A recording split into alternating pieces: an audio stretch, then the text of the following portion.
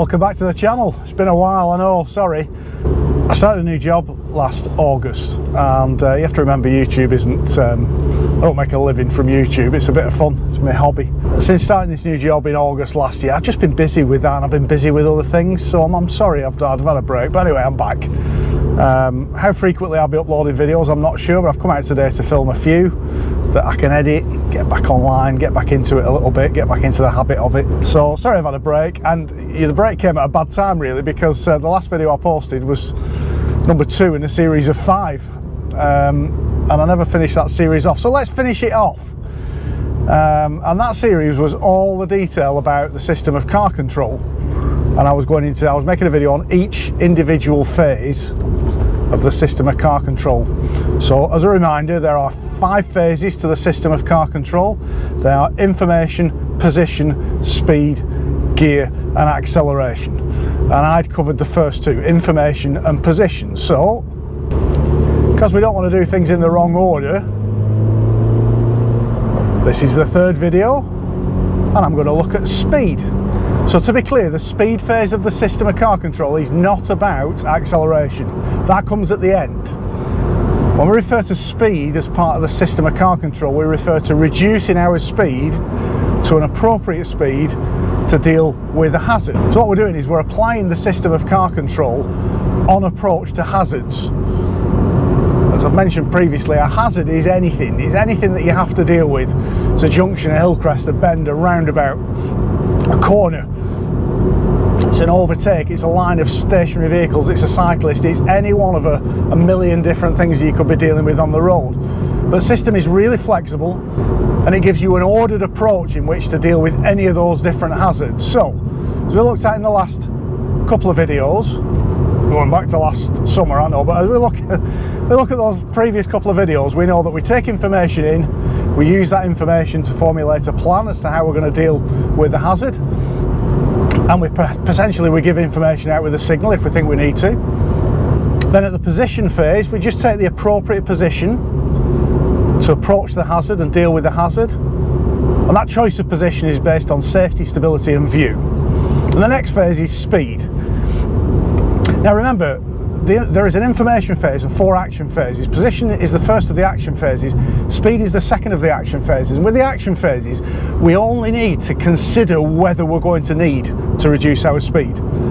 So you don't always have to reduce your speed for a hazard, we just consider it.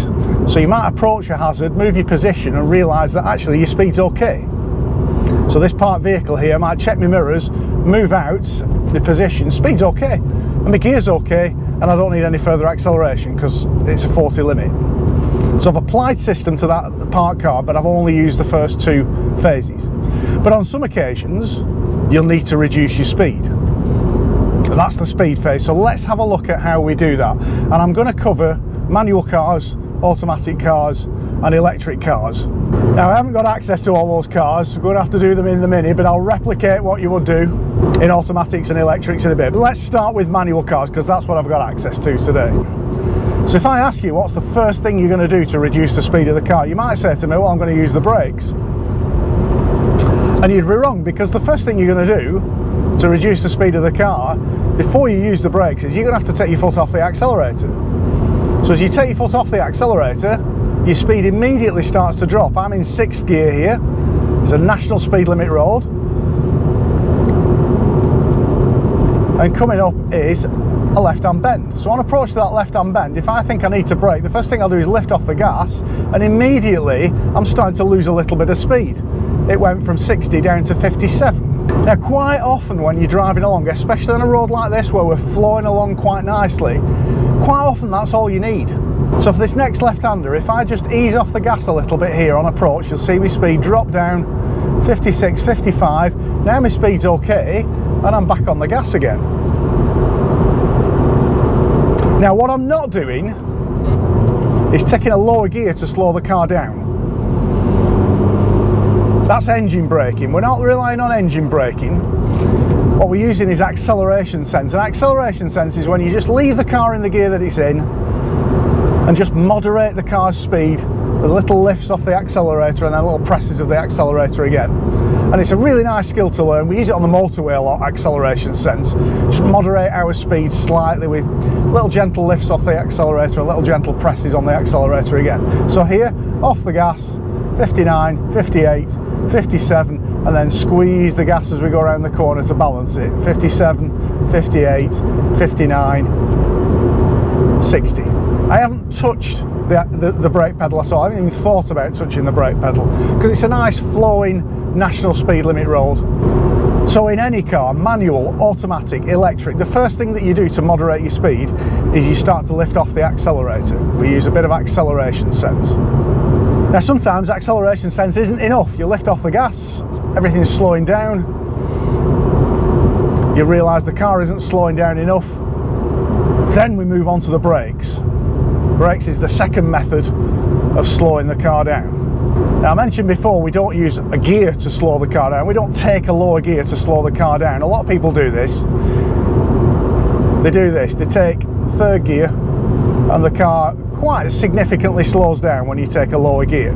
What's happening there is that we're putting the engine revs up in a lower gear. When we lift off the gas, there's a more significant deceleration effect through compression in the engine. There's a couple of problems with that though. First is, you're only slowing the driven wheels. So in this car, the Mini, I'm only slowing the front wheels. If you drive a BMW or anything else that's got a rear wheel drive, a Mercedes, you're only slowing the rear wheels. It's like slowing down with the handbrake. Not advisable. It's not the best balanced way to slow a car down. If you use the brakes, well, it's slowing all four wheels and the brakes are balanced so that something like 70% of the braking effort is on the front axle, but we've still got 30% on the rear axle. And that helps the car stay straight when you're braking in a straight line. It balances out the braking. It's important that we use the brakes rather than a gear to slow the car down. And the other reason is a dead straightforward one, that we avoid using engine braking, i.e. taking a lower gear to slow the car. That is that we're not showing brake lights for the car behind. If they've got following traffic, they don't know that we're slowing the car down. So if you're going to slow the car more than a lift in the gear that you're in, then use the brakes. Slightly different in electric cars, but I'll cover that in a bit. So when we come to use the brakes, what are we thinking? How do we use the brakes? Well, I'll tell you the mistakes some people make and I'll tell you the ideal way to use the brakes. So some of the mistakes that people make, they get a bit jabby with the brake pedal, they go to it suddenly, jab the brakes. Now, if we're rough with any of the car's controls, that can unsettle the car. So we're going to try and be as smooth as we possibly can, and I'll explain how we're smooth with the brakes in a minute. Another mistake that people make is they don't finish the braking off properly. So they'll get on the brakes nice and smooth, just get towards the end of the braking, bang, and they'll jump off the brakes. And that suddenly sends the weight of the car rearwards. And again, it's just not smooth, we're unsettling the car if we're driving at higher speeds. Much nicer to just finish the braking off. So another mistake people make when they're braking to a stop is this.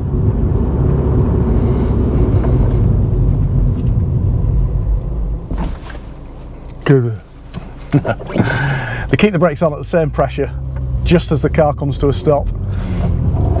That means the car just does a very sudden stop right at the end of the braking, and it feels nice and smooth till just before you come to a stop, and then you realise, ba-dum, you're going to nod in the car. So finishing the braking off helps that greatly. Much better to come to a stop like this. So we're going to press the brakes, squeeze the brakes a bit harder, and then just before we come to a stop, we're going to feather the brakes back gently and come to a nice controlled stop. So the only pressure I'm keeping on at the end of the stop is enough to keep the car stationary until I put the handbrake on. I'm going to show you another mistake that people make with the braking, with the speed phase, and that is keeping the brakes on right up to the hazard. So up ahead, down here, about a quarter of a mile, I'm going to turn left at a junction. I'm going to apply the system of car control. But I'm going to show you a mistake that I see from lots and lots of drivers on test. So you can see the lorry coming down from the left, that's where I'm turning left. You can see the lorry turning right across my path. We'll put a signal on, and this is what people do. They start braking now, and they just keep one pressure of brakes on all the way up to the hazard. Now the car's slowing down in a linear fashion. The problem is it keeps the brakes on right up to the hazard, so at the end I'm faffing about, braking, changing gear at the same time, doing everything at the same time. So what we're aiming to do in a manual car is finish the braking with enough time to get the gear before you get to the hazard. So I'm looking at the hazard in a different way. I'm looking at the hazard and thinking, where do I need to be off the brakes? An overtake here, checking the mirrors.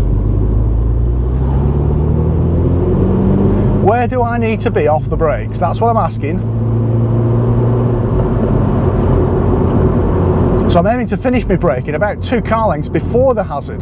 So here, I'm turning right, position, speed, I'm on the brakes, I'm squeezing the brakes on now, but I'm off the brakes here with enough time to change gear.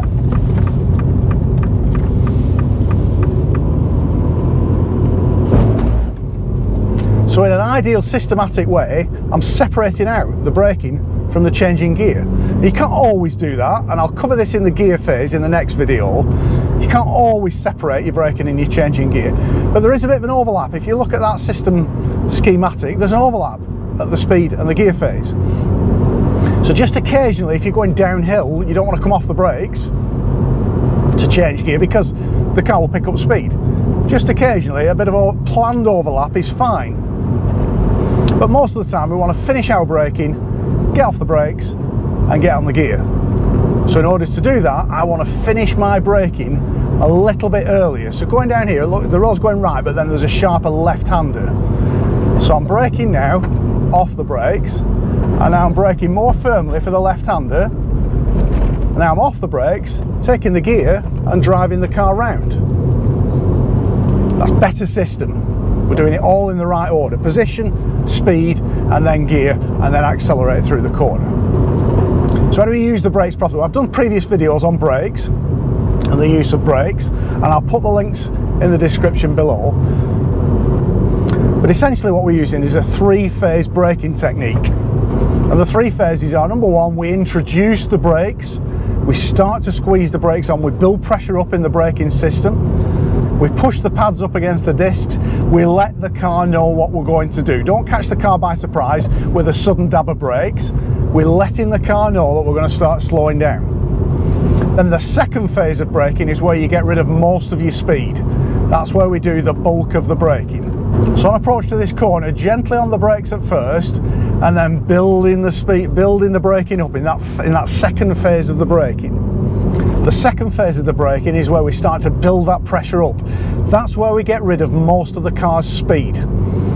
So we give a good squeeze in the middle, and this is variable. So sometimes it can be a light squeeze just to get rid of enough speed that you need to. Sometimes it'll be a really big heavy squeeze coming down from motorway speeds down to a stop, for example.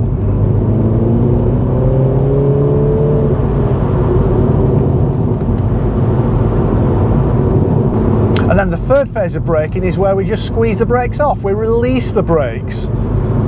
We don't suddenly jump off the brakes because that will suddenly transfer weight rearwards in the car, and we want to avoid that. So we just take half a second longer releasing the brakes, just gently stepping off them. So there's a nice blend between those phases of your braking, and then blending into the gear phase if you need a lower gear. And if you're struggling with system, if you're struggling with that overlap between braking and changing gear, the problem in 99% of the cases is in the braking. If you're finding that you're rushing that gear change at the end and you can't get off the brake pedal before you get the gear, and then you're steering and it's all getting mashed up together, it's because you're not using the brakes effectively enough. So if you're going to learn to use that 3-phase braking technique, we'll do it going up the hill here. So gently on the brakes at first, firming the braking up, releasing the brakes, then changing gear, then driving into the hazard. If you can learn to do that, it'll fix almost all of your system problems. So the issue that people struggle with is finishing the braking and then changing gear. Now, in an emergency, and I stress this is just in emergencies only, forget all that. If a child runs out or a dog runs out down here, or somebody suddenly goes into a bad overtake coming towards you, what I want you to do is hit the brakes as hard and as fast as you possibly can and bring the car to a juddering stop. And don't forget to keep the brakes on as hard as you possibly can, right until the car stops. All notions of smoothness go out the window in an emergency. And as you can see, I'm on winter tyres today. It's not quite winter conditions, it's probably time to change them. We're just at 7.5 degrees, but on a dry road surface, a modern car comes to a stop really nicely in an emergency. You probably hear the anti-lock brakes coming on. That's just preventing the brakes from coming to a complete lock and sliding along the road. But I stress again, that's just for emergencies. If you end up braking like that in your normal driving, something's going wrong. And if you're braking like that regularly, you're not looking far enough down the road and you're not making driving plans correctly. So I said I'd talk about automatics and electric cars. Starting to see a lot more electric cars on test now. But let's talk about automatics to start with, whatever automatic it is. The problem with automatics is people forget to leave time for the gear. Now that sort of makes sense really, because you're not having to do anything. If it's an automatic car, it's going to change gear automatically based on the speed that you're driving at. But there is another advantage in finishing your braking early, and that's to allow the car to settle back off its brakes before you start the acceleration phase. So the biggest fault that I see from automatic drivers is they'll drive up to a corner like this, they'll use the brakes right up to the corner and then immediately go back on the gas again. Now alright, you're not having to leave time to physically change gear, but we do want the car to settle back onto its rear axle after you finish braking. We want the weight to settle, and I don't want to do that suddenly. And if you go immediately from brakes to accelerator, you're suddenly moving the weight backwards. So yeah, automatic drivers carry the braking right up to the hazard. And I want you to, if you're driving automatic, what I want you to try doing is driving it as though you're in a manual car. Imagine you've got to leave time for the gear phase. So just as we do in the manual car, we aim to finish the braking a couple of car lengths, 2 to 3 car lengths before you actually get to the hazard. Now you're not having to physically change gear. What it does is it gives the car time to settle back off the brakes. It gives the car time to get the gear that it needs for the speed. And it's all done in a nice, controlled, smooth and settled way. If you're driving an automatic car in manual mode, maybe you're using the paddles on the steering wheel, again, we're going to get the speed off, then you're going to go to the gears. I'll cover that in the next video in terms of gear use. Now, electric cars, I keep promising you that I'm going to do a demonstration driving an electric car and show you how to drive an electric car to the system in a systematic way, in a way that would give you a good result on an IAM or a ROSPA advanced driving test. Well, I will get hold of one this year, probably this spring. I'll get hold of one, got access to a couple of electric cars, and we'll make that video. But let's just talk about it now specifically in this video, because this is all about the speed phase. So the big difference with electric cars is the retardation that you get when you lift off the accelerator. It's what they call the regen, or the regenerative effect. When you're lifting off the accelerator in an electric car, the electric motors suddenly become generators, and they are putting a little bit of power back into the battery. That's why electric cars are more efficient around town, where you're stopping and starting a lot, rather than out on country roads like this, where internal combustion engines are more efficient. Now, most electric cars these days, you can set the level of regen. You can set it 3 or 4 different levels, and that's a personal preference. At the lower levels of regen, you would lift off the accelerator here and approach to this corner, and the car would just freewheel until you braked and slowed the car down and then got back on the accelerator again. In the higher levels of regen, as you lift off the accelerator, at a certain point you'll feel the car significantly slowing down. It's like you're braking. If you lift right off the accelerator pedal, the car will really quite significantly slow down, to the point where the car itself will put brake lights on, because for following vehicles it will look as though the car is braking. So if you're ever behind an electric car and you see the brake lights going on and off, that's why. It's because the driver's just on and off the gas, on and off the accelerator a little bit. Not gas in an electric car, is it? And every time they lift off the accelerator, the car puts the brake lights on. So if you see the brake lights going on and off like this on a Tesla or another electric car, it's not because the driver can't make their mind up, they are just on the accelerator pedal. Now if you use regen properly, it's really smooth. It's a very smooth way to reduce the speed of the car. I have a little bit of an issue with it personally in that, as I said before, it is slowing down the driven wheels only. So if you're using a significant regenerative effect on a wet or slippery road in a two-wheel drive electric car, especially in a rear-wheel drive electric car, it's only slowing the driven axle. So even more important there for you to be dead smooth in the way that you lift off that accelerator pedal in an electric car. But what I've found whenever I've driven electric cars before is that I barely use the brake pedal. If I spot my hazard early and I lift off the accelerator early, the car slows down so much more significantly than a car with an internal combustion engine that by the time I get to the hazard, I tend to find that my speed's already correct.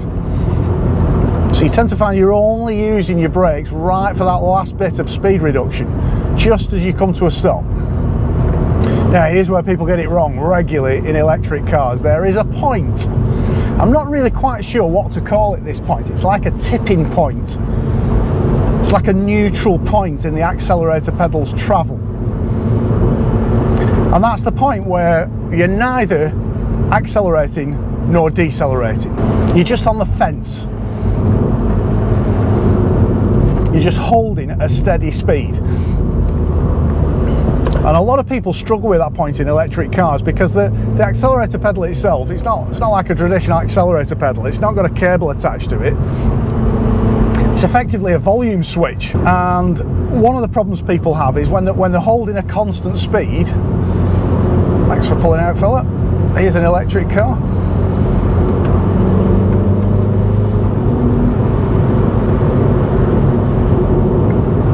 So they struggle with this tipping point. They struggle with this point right in between accelerating and decelerating.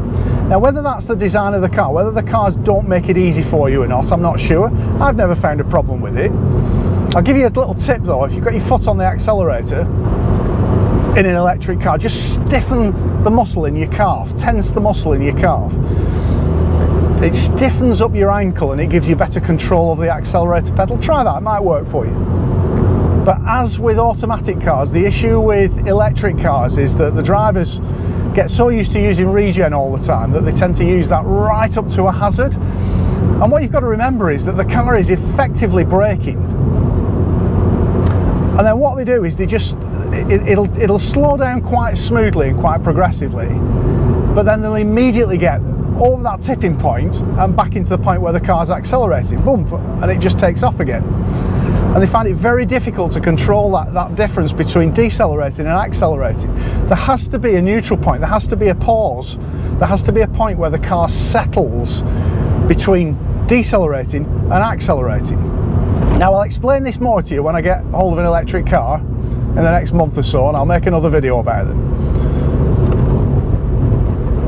But on the speed phase, this is where people get it wrong on advanced car tests. Now actually I would rewrite system for electric cars. Again, I'll cover this more in the video I'll make about electric cars, but I would rewrite system. And I know it's going through a bit of a rewrite at the moment. So if you sit on that panel, think about this. For an electric car, the system should be information, position, speed, settle, and acceleration. Because there's no gear phase, there is no gearbox in an electric car, so we're not leaving time for the gear, but we want the car to settle off the speed phase. Now the speed phase in an electric car, more so than any other internal combustion car, will be on deceleration, it'll be on regen, so you'll not really be touching the brakes, but you need to be conscious of that middle point where you stop decelerating, you press the accelerator a little bit just to maintain speed before you get to the acceleration phase. Now I'm not going to go into any more detail about that because I'm not in an electric car, but I will get one and I will demonstrate it to you, and I'm hoping that those of you that might be struggling with system in electric car, it'll suddenly click and you'll go, alright, I get what you're talking about now. So that's it for this video. That's the speed phase. It sets you up for the gear phase, which is the next video I'm going to make. And it sets you up for the gear phase because you don't really know what gear you're going to need until you've got your speed right, do you? You get the gear for the speed. So we'll cover that in the next video. But for now, I hope you found that useful. Hope it adds to your knowledge about the system of car control, IPSC. I'll put a link in the description below to some other videos that I've made about braking and reducing the car speed and acceleration sense and all that kind of stuff. But for now, thanks for watching. It's good to be back. Got to get back in the habit of this. Don't forget to go and have a look at the website, regslocal.com. There's loads more information there about advanced and performance driving and motorcycling. We'll do some bike videos this year. And there's information there as well about how you can get a day's driver or rider coaching with me. Drop me an email if you want to set something up. I'm booked up a lot this year. But drop me an email, we'll see if we can sort something out. So thanks very much for watching. Hope you enjoyed it. We'll see you in the next one.